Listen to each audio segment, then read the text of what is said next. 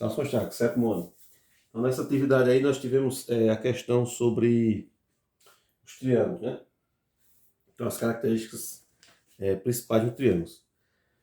Primeiro, só reforçando aquela questão da importância, né? Os triângulos são as figuras geométricas que não se encontram de forma natural. Por exemplo, você encontra favos de abelha na forma do hexágono, você encontra cristais, né, nos minerais em formato de octógono, em formatos quadrangulares, tal. Então, o caso dos triângulos, eles são uma criação específica humana e a propriedade principal dos triângulos é que eles são figuras que não se deformam. Quando você coloca um peso sobre um triângulo, ou ele não aguenta e quebra, ou ele vai suportar aquele peso. Ele não vai empenar, não vai entortar.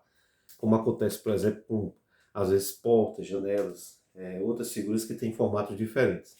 Por isso que, por exemplo, quando você faz porteiras, você faz a porteira no formato geralmente quadrangular e coloca uma barra nessa transversal aqui para reforçar. E por quê? Porque fazendo isso você divide ela como se fosse dois triângulos.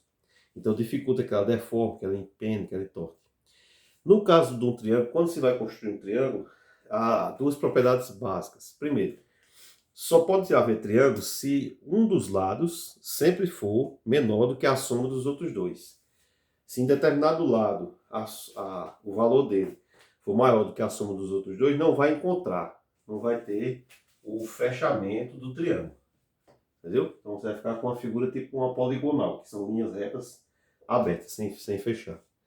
E a soma dos ângulos internos do triângulo sempre dá 180 graus. Né? São as duas coisas básicas. Nesse exercício, justamente a primeira questão era um triângulo que o rapaz queria construir com as seguintes medidas: 130 centímetros, 92 centímetros e 51 centímetros. Então, se os lados tiverem essas medidas, será que é possível construir um triângulo nessa condição? Então a gente vai ver. Vamos ver se cada lado aqui é menor do que a soma dos outros dois. Então, por exemplo, pegando 130. 130 é menor do que 92 mais 51, porque 9 com 5 aqui já dá 14, né? Então 90 com 50 já dá na casa de 140. Então isso aqui é menor. Então, nesse caso deu certo. 92 é menor do que 130 mais 51. Se vê que né? Porque 130 aqui com 50 já dá na casa de 180. Então a gente já testou com esse, já testou com esse. 51 é menor do que 130 mais 92. Então a gente viu aqui também, né, que isso aqui vai passar de 200, né?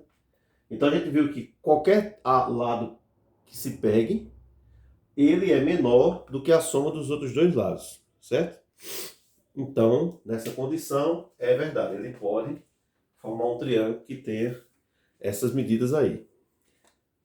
Na questão 2, dois ângulos internos de um certo triângulo medem 73 e 59. Qual é a medida do terceiro ângulo? Aí o que é que a gente usa para isso? O fato de que a soma dos três, certo? Esse terceiro que eu não conheço, mas eu conheço que a soma dos três dá 180. Beleza? Então, se está faltando um terceiro, a gente só vai ver quanto falta para completar 180. Então, a gente tem aqui 7, 5, 12 e 3 com 9, 12. Então, dá 120 mais 12, 132. Certo? Mais x igual a 180. Equação do primeiro grau, né? Retira 132 de cada lado. O que é que a gente tem aqui? 32 para 40 faltam 8.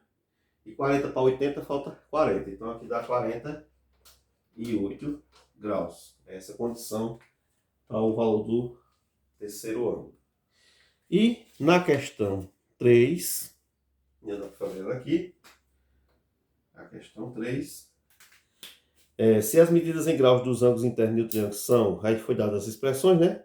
Então, qual tipo de triângulo se trata? Então, o que é que a gente tem?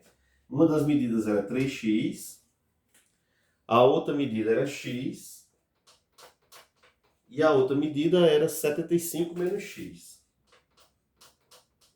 Então, se essas são as medidas para os três ângulos... Ah, perdoe, faltou um aqui. Uma é 3x, a outra é x mais 15.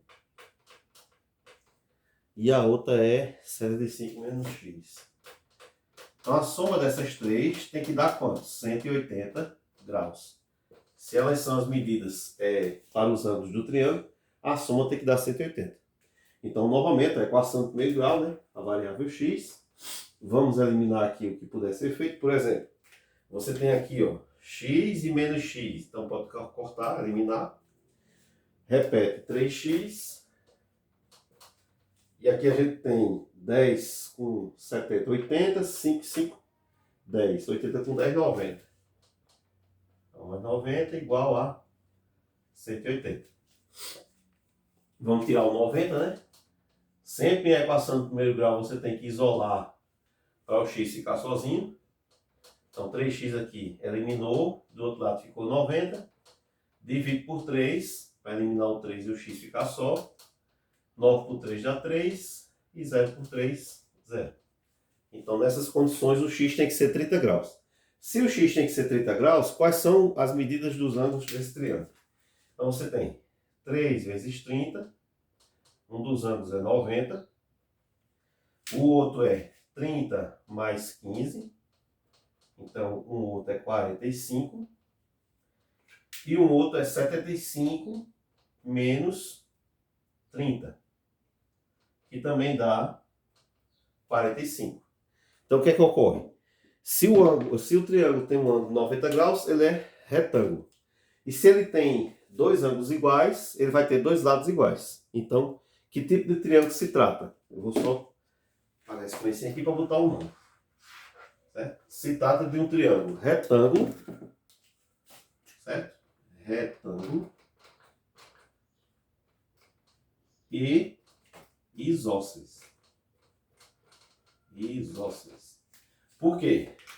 Ângulo reto, então ele é retângulo, tem um ângulo de 90 graus, e como tem dois ângulos iguais, implica em dois lados iguais, é isósceles. Isósceles são dois lados iguais, equilátero, três lados iguais, escaleno, três lados diferentes. Quando tem três lados diferentes, haverá três ângulos diferentes. Vamos à próxima.